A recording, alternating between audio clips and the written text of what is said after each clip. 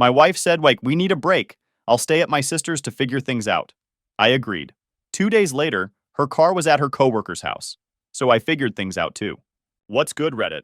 This is the story of how my wife thought she could have her cake and eat it too. She basically wanted to play roomies with her coworker while staying married to me. Bad move, Rebecca. Here's what went down. I, 33 male, run field operations for a landscaping company here in Texas. We're talking serious money.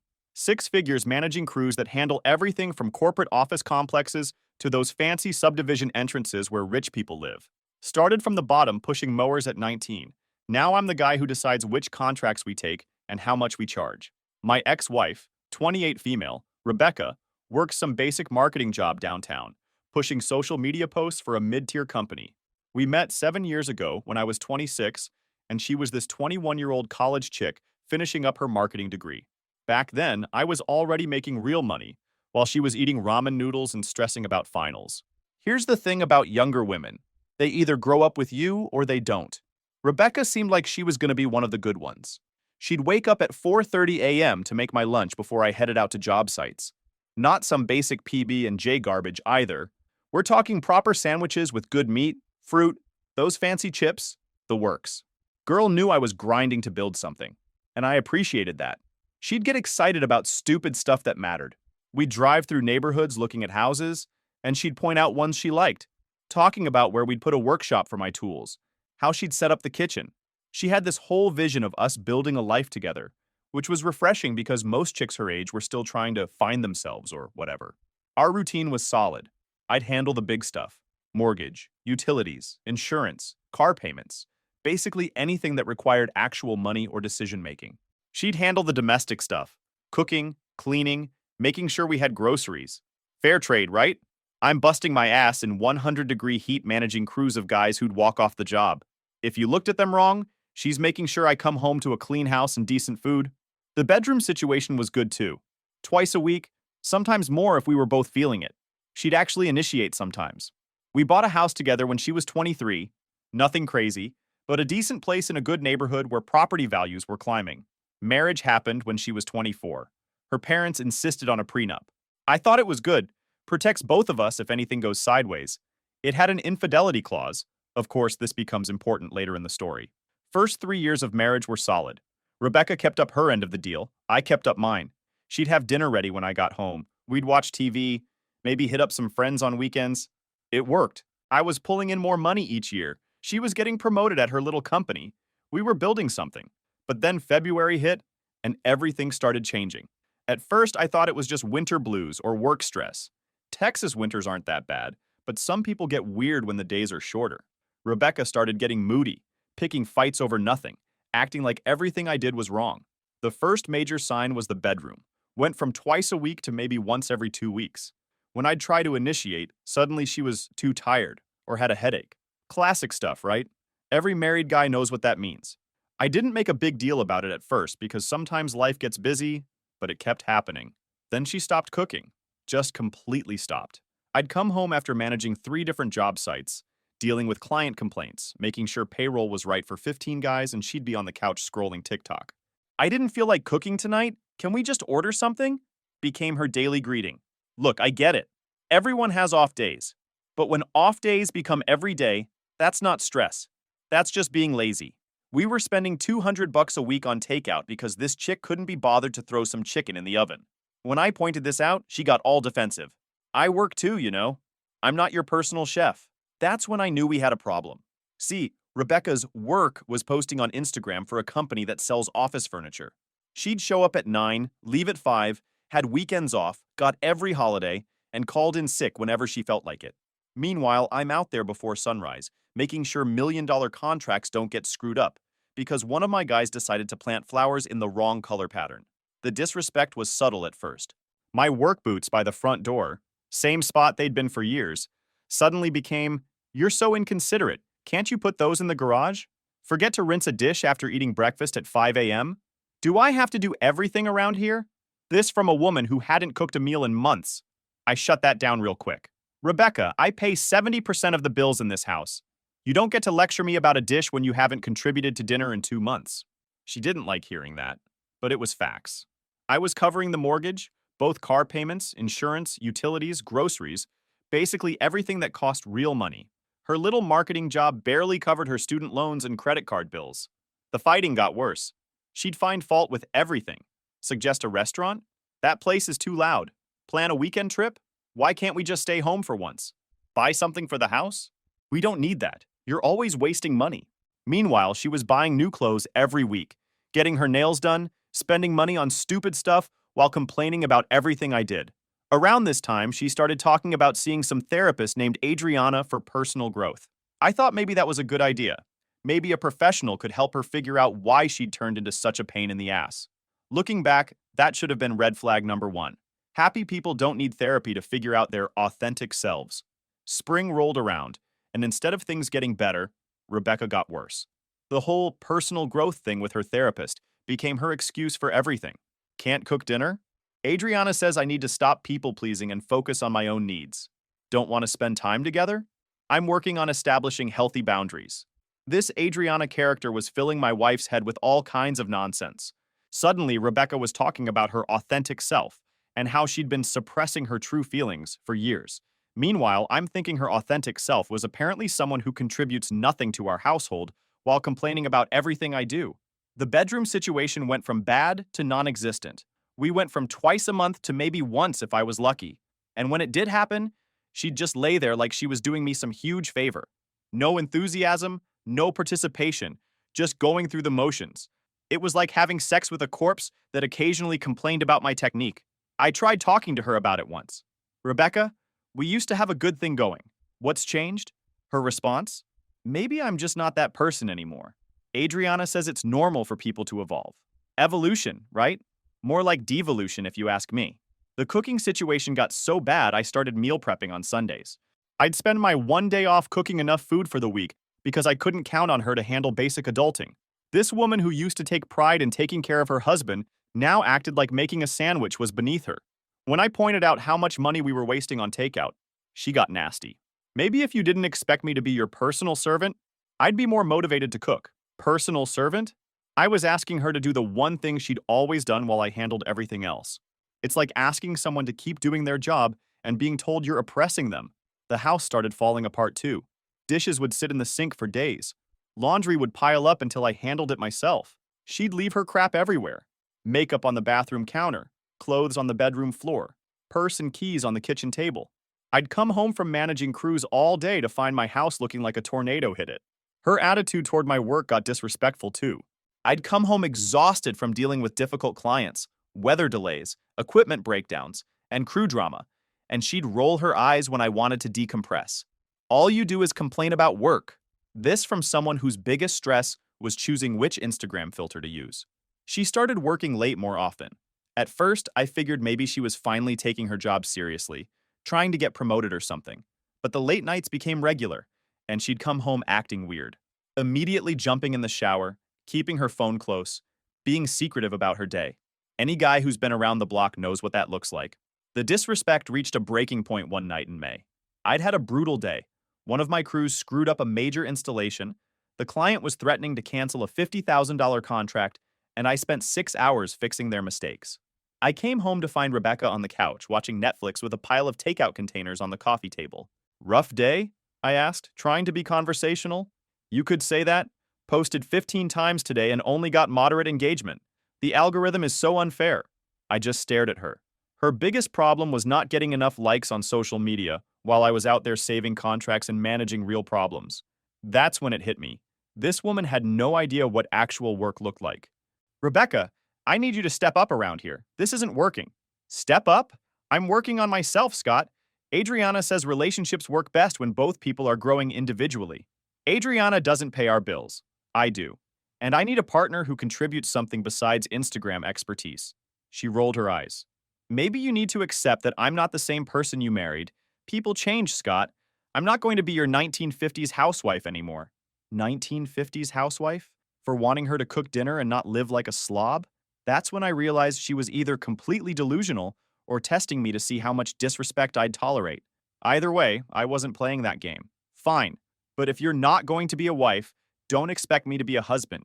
We can just be roommates who split bills. She didn't like that. Started yapping and carrying on about how I didn't understand her journey and how she needed support, not pressure. But she still didn't cook dinner or clean the house or do anything productive. Just more tears and more excuses. The therapy sessions with Adriana became twice a week. Rebecca would drive across town every Tuesday and Thursday, spending $150 each time to talk about her feelings. Meanwhile, she was complaining about me spending money on tools I needed for work. The hypocrisy was insane. Her family started asking questions. Rebecca's mom called me at work one day, asking if everything was okay, because Rebecca seemed stressed.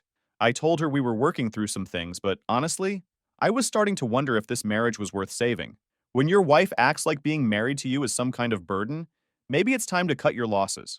The breaking point came Memorial Day weekend. I had planned a camping trip, something we used to do together all the time. Rebecca loved the outdoors, or at least she used to. When I brought it up, she rolled her eyes. I'm not really into camping anymore. It's just sitting in the woods pretending to have fun. We used to love camping. Remember that trip to Big Bend where we hiked for 3 days? That was the old me. I'm discovering I prefer more sophisticated activities. Sophisticated activities, like scrolling TikTok and complaining about everything. I went camping alone and had the best weekend I'd had in months. No complaining, no attitude, no drama.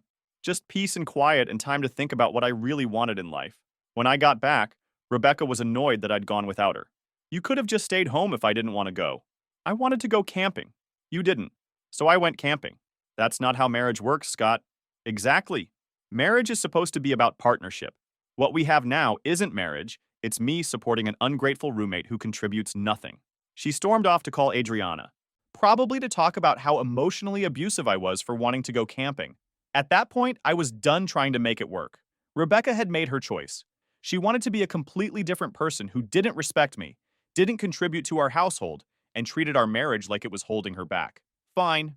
If that's what she wanted, I'd give her exactly what she was asking for. Then the "we need a break" conversation happened on a Tuesday night. I was in the garage organizing tools when Rebecca came home around 9 p.m. She had that look on her face, the one women get when they're about to drop a bomb and think they're being noble about it. Scott, we need to talk. I put down my wrench and gave her my full attention. Time to see what kind of creative excuse she'd come up with. I think we need to take a break to figure things out. There it was. The classic, "it's not you, it's me" speech, disguised as relationship advice. I didn't react, just listened to see how deep the hole she was digging would get. We've been growing apart, and I need space to think about what I really want. This isn't fair to either of us.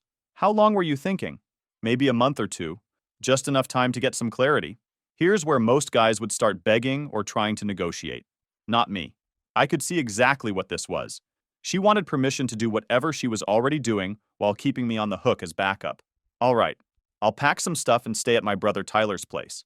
She looked confused, like that wasn't the response she expected. Actually, I was thinking you could keep the house, and I'll find somewhere else to stay. Now, that was interesting. Rebecca was obsessed with our house. She'd picked every piece of furniture, spent weekends painting and redecorating, constantly talked about her plans for the backyard. This woman who treated our house like her personal design project suddenly wanted to leave? That told me everything I needed to know. I can stay at my sister Leah's place, she added quickly. Do whatever you think is best, I said calmly. She went upstairs and started packing. At 9 p.m. on a Tuesday night. Not throwing a few things in a bag for a temporary stay. We're talking serious packing. Winter coats, jewelry, books, her good shoes, even small appliances. When she loaded the expensive coffee machine into her car, I had to ask, wait, are you sure you need that for a temporary break? I might be staying somewhere that doesn't have one. Right. Because her sister Leah, who makes good money as a nurse, doesn't own a coffee maker. The lies were getting more obvious by the minute. She packed until midnight, making multiple trips to her Honda Civic. When someone packs their entire belongings at midnight, they're not planning to come back. At 12:30 a.m., she came downstairs with her last bag. I'll call you in a few days once I've had time to think. Take all the time you need, I said calmly. She tried to give me this awkward hug, like we were friends saying goodbye instead of a married couple separating. Then she loaded her car and drove off into the night. I poured myself a drink and called my brother Tyler. Dude, that's not how breaks work. Nobody packs their life at midnight unless they already know where they're going. I know, I'm filing for divorce, but I need to handle some things first. Tyler was right. The only question was where she was really going and who was waiting for her there. Anyways, I was getting to work. She wanted to play games? Fine. But she was about to learn that I don't lose games. I changed the rules. Next morning, I woke up in a silent house for the first time in 4 years. No Rebecca complaining about my alarm, no attitude, no passive-aggressive comments about whatever I'd done wrong. Just peace and quiet. First thing I did was drive by her office. Rebecca's car wasn't in the parking lot, but then again, she'd probably called in sick to handle her separation. I parked across the street and waited. Around 10 a.m., I saw her coworker Bill walking into the building. Bill was this guy who'd been to our barbecues a few times. Seemed decent enough, but Rebecca had been mentioning him more frequently lately. Bill got promoted to senior account manager. Bill has such creative ideas for campaigns. Bill thinks the company should expand into blah blah blah. Everything started clicking. Thursday after work, I decided to take a drive through the neighborhood where I remembered Bill lived. Found his street and drove slowly, looking for Rebecca's silver Honda. Took 3 passes before I spotted it, sitting in Bill's driveway like it belonged there. Not street parking like a visitor would use, but the prime spot right next to the front door. I parked down the block and observed. Her car had moving boxes visible through the rear window. The same boxes she'd been packing Tuesday night. So much for staying with Sister Leah. The next day, I did some research on Bill.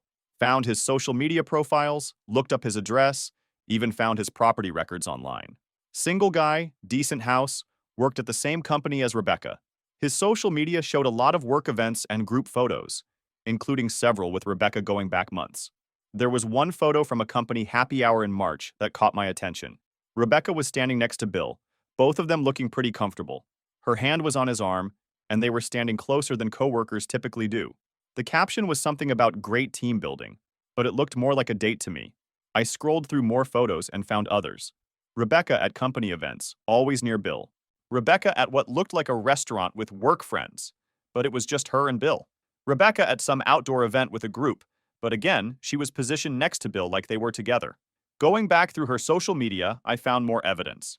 Check-ins at restaurants on nights she claimed to be working late. Photos tagged at places she'd never mentioned going. Comments from Bill on her posts that seemed way too personal for just coworkers. But I needed more than social media detective work. I needed real evidence. That weekend, Rebecca had left her laptop at home. We shared an email account for household bills and joint expenses, and I'd always had access to it. Time to see what other accounts she might be using. Found email chains between Rebecca and her therapist Adriana. But these weren't typical therapy communications. These were straight-up affair coaching sessions, disguised as professional advice. Rebecca, you deserve to prioritize your happiness. If Bill makes you feel alive and appreciated, that's your authentic self calling. Marriage shouldn't feel like a prison. You have every right to explore connections that bring you joy and fulfillment. Maintaining your current situation while exploring your feelings with Bill shows emotional maturity. You're giving yourself options. This woman was charging my wife $150 per session to encourage her to have an affair. She wasn't a therapist, she was a professional homewrecker. I researched Adriana Walsh. Her email signature said, Life Transformation Coach and Relationship Specialist. Her website was full of therapy-sounding language about authentic living and breaking free from limiting beliefs.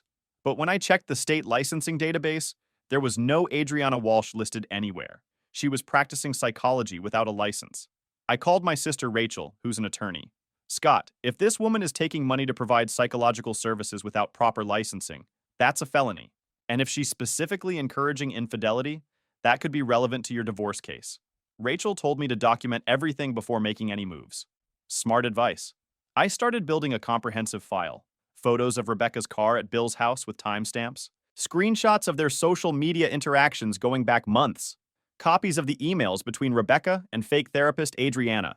Bank statements showing cash withdrawals Rebecca had been making, probably to fund her separate lifestyle. The pattern was clear.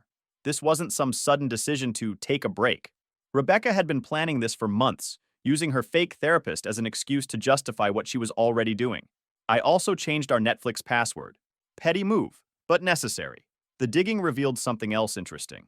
Rebecca had been using our joint credit card for expenses that didn't make sense. Dinners for 2 when she claimed to be working late. Hotel charges on days she was supposedly at work. Gas purchases near Bill's neighborhood when she had no reason to be there. She'd been living a double life for months, and I had the evidence to prove it. But I wanted to see how long she'd keep lying before I made my move. Sunday evening, right on schedule, Rebecca called.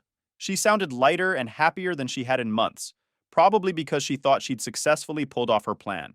Hey, Scott, how are you doing? Just fine. How's your temporary living situation working out? It's good. I'm staying with Leah, and it's really helping me think clearly. And how's Leah doing? She's good. You know how she is. Busy with work. Still seeing that therapist? Yeah. Adriana's been really helpful in understanding my authentic feelings and what I need to be happy. Same buzzwords from the emails. She was reading from a script her fake therapist had given her. When do you think you'll have things figured out? These things take time, Scott. I don't want to rush into any major decisions. Translation. She wanted to test drive her upgrade while keeping me on standby in case it didn't work out. Take all the time you need, I said calmly. After we hung up, I called Rachel back. I want to file for divorce. Are you sure? Some couples work through separations. Rachel, she's been screwing her coworker for months while playing house with me. This isn't a rough patch. Understood. Monday morning, I filed the papers. We live in Texas, a fault state where adultery matters in divorce proceedings. The prenup her family had insisted on was about to become her worst nightmare. Time to see how Rebecca would handle the consequences of her actions. Tuesday afternoon, Rebecca's carefully constructed lie fell apart. She tried to log into our Netflix account and couldn't get in. She immediately called me. Scott, why can't I get into Netflix? Change the password. Seemed logical to take a break from shared accounts if we're taking a break from our relationship. Bruh, that's really petty. Give me the password right now. God, why can't a woman have some peace of mind? Doesn't Bill have Netflix? Huh? Bill? What do you mean? She was confused. Hilarious how she thought she wouldn't get caught. Right. Can we skip the part where you pretend you don't know how you've been screwing another dude, Rebecca? I mean, I know you're living with your lover boy. Long silence. The sound of someone's world falling apart. Can we talk in person? Absolutely.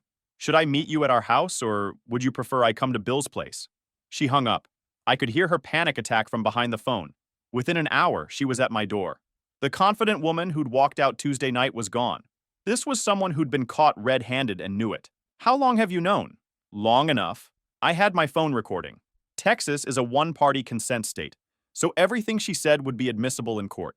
So I started pulling the right words. Scott, it's not what you think. I think you've been having an affair with Bill for months, moved in with him, and asked for a break to avoid calling it what it is while keeping me as your backup plan. That's not exactly... You packed winter clothes for a temporary break, Rebecca. You took the expensive coffee machine. You lied about staying with Leah. Your car's been parked in Bill's driveway for 3 days. She tried to deny it, but I had photos with timestamps. Then she tried to minimize it, but I had the email chains with her fake therapist encouraging the affair. Finally, she broke down and admitted everything. It started as just talking. Bill understood me in ways you didn't. When did it become physical? A few months ago. But Scott, I was going to tell you eventually.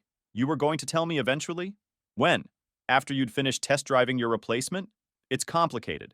I have feelings for Bill, but I didn't want to just throw away our marriage without being sure. So you decided to have both. Keep me around as insurance while you screw with him. Then she really showed her true colors. Instead of apologizing or showing any remorse, she started making demands. I need more time to figure this out. I think I love Bill, but I don't want to get divorced yet. Can't we stay married but separated? I just blinked twice, stunned by the stupidity. You want me to stay married to you while you live with another man? We're not playing here, Rebecca. It's not that simple. Adriana says it's healthy to explore all your options before making permanent decisions. Anyways, I filed for divorce Monday. Her face went white. You did what? Filed for divorce. I'm making it easier for you. Now you don't have to be confused anymore. When were you going to tell me? Now!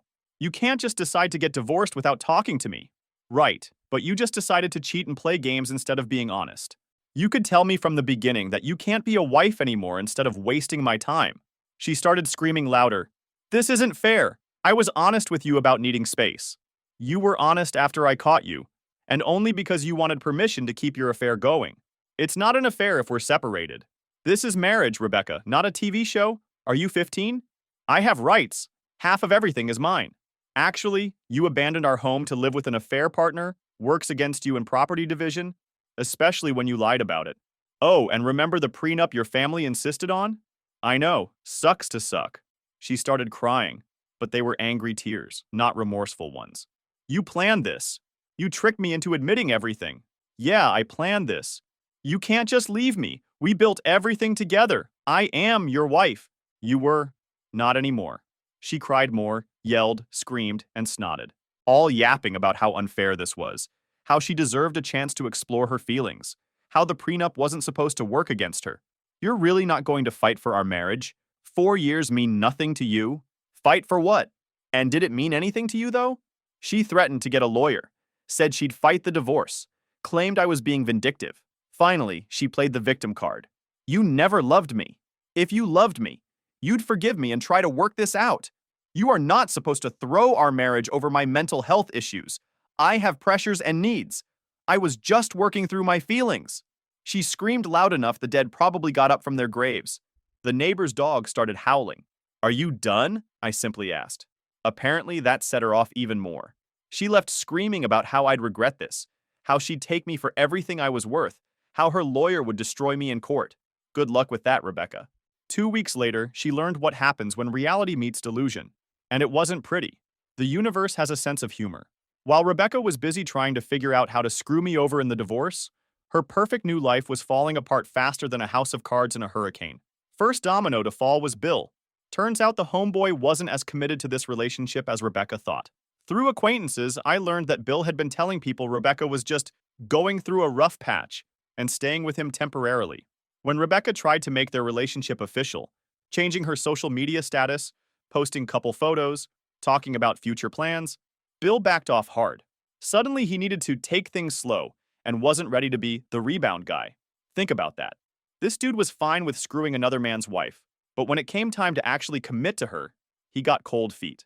Rebecca had blown up her marriage for a guy who didn't even want her long term. Wednesday night, 2 weeks after our confrontation, she called me crying. Bill says he needs space. He thinks I move too fast, and he's not ready for a serious relationship. He said he thought I just needed temporary help getting back on my feet. He didn't realize I wanted something permanent. Shocking. Silence.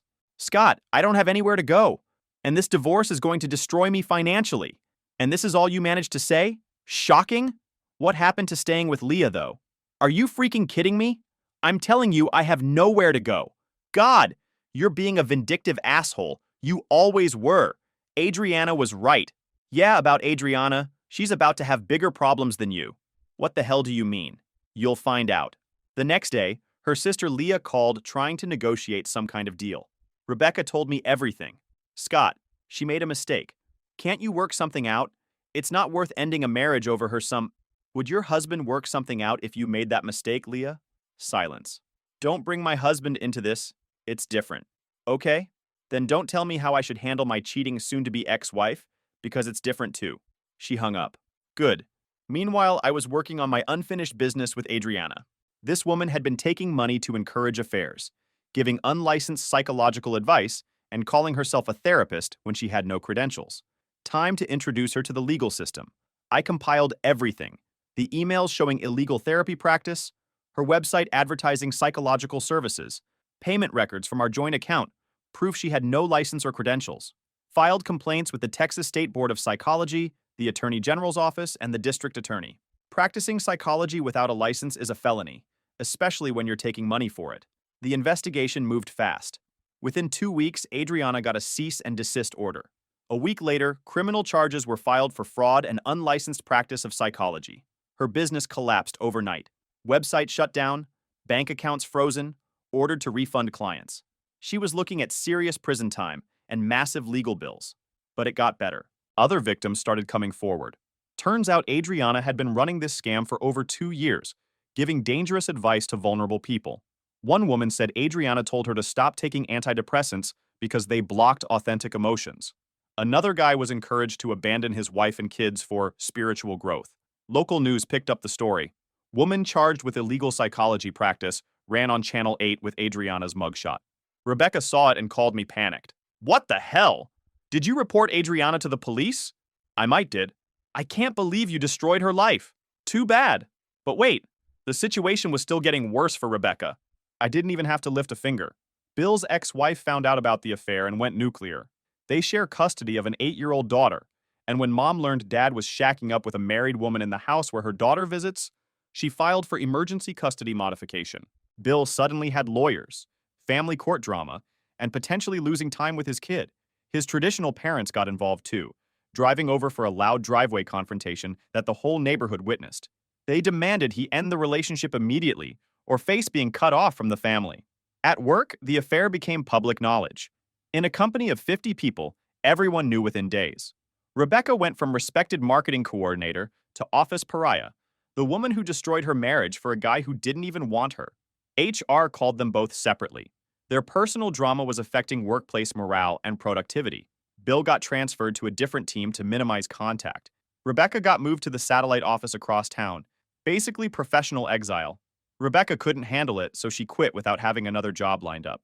No income, no boyfriend who wanted her around full time, no marriage to fall back on. She had to move back in with her parents at 28 years old. Her parents, who had always liked me and been proud of their daughter's marriage, weren't sympathetic. Her dad told her she'd made her bed and now had to lie in it. Her mom gave her the silent treatment for a week. Our mutual friends picked sides, and most chose mine. They'd been suspicious of Rebecca's behavior for months and felt betrayed when the truth came out. The few who tried to stay neutral got tired of hearing her complain about the consequences of her own actions. The legal situation was going exactly as Rachel predicted. Rebecca's recorded confession, documentation of her abandoning our home, financial records showing she'd been maintaining a separate household with Bill. We had an airtight case. The prenup her family insisted on was working exactly as designed. No spousal support due to proven adultery. Minimal claim on marital assets due to abandonment. She was going to walk away with almost nothing. Through all this chaos, Adriana kept taking Rebecca's money right up until her arrest. Even as Rebecca's world collapsed, this woman was collecting $150 per session to tell her she was staying true to her authentic self. Professional vulture. By the end of the month, she had lost her job, her boyfriend, her independence, her reputation, and most of her friends. She was living with her parents, unemployed, and facing a divorce that would leave her financially devastated. But the story wasn't over yet. 6 months after Rebecca walked out thinking she'd upgraded her life, it was time to tally the final score. Spoiler alert, she got screwed. The divorce finalized in November. Thanks to the prenup, documented adultery, and her abandonment of our home, Rebecca's settlement was brutal. She got back her original down payment contribution minus depreciation, about $8,000 total. No spousal support, no claim on my business, no ongoing financial connection to me whatsoever. At the final hearing, Rebecca looked like she'd aged 5 years and 6 months. Her lawyer tried to argue the prenup was unfair, but when you have recorded confessions and photographic evidence of adultery, judges don't care about your feelings. During the paperwork signing, she kept looking at me like she wanted to say something. Her attorney kept her quiet, but walking out of the courthouse, she finally spoke. "Scott, I'm sorry. For everything. I'm sure you are now. Can't we at least be friends? Sure, we can be siblings too." She looked at me like I just murdered her dog. That was our last conversation. The aftermath was even more brutal than the divorce. Bill had dumped Rebecca 3 months earlier, telling her she'd brought too much chaos into his life. Custody battles, family drama, workplace issues. He decided she wasn't worth the trouble. Rebecca had a complete breakdown. She ended up staying with her parents for 4 months while getting actual therapy from a licensed professional. Eventually, she found work at a smaller marketing firm for significantly less money. The kind of job college graduates take, not someone with her experience. But when you're known as the woman who destroyed her marriage for a coworker who didn't want her, career options become limited. She's living in a studio apartment now because that's all her reduced income can support. Bill bounced back quickly, worked out the custody situation with his ex-wife, kept his job, and within 6 months was dating someone new. Someone single this time. Funny how that works. Adriana pled guilty to fraud and unlicensed practice of psychology, got 2 years probation, 500 hours of community service, and had to pay back over $50,000 to victims. She's permanently banned from any counseling or coaching work in Texas and had to relocate to another state where nobody knows her history. As for me, life got better. Business is thriving. I met Valeria through my hiking group, a 30-year-old teacher who is respectful, kind, and acts like an adult. We're taking things slow. Went on a few dates, and for now, things seem to be great. Not pushing, though. I'm still enjoying my peaceful life post-Rebecca. If I have any advice for the poor bastards out there, don't marry a freaking teenager. Peace out, Reddit.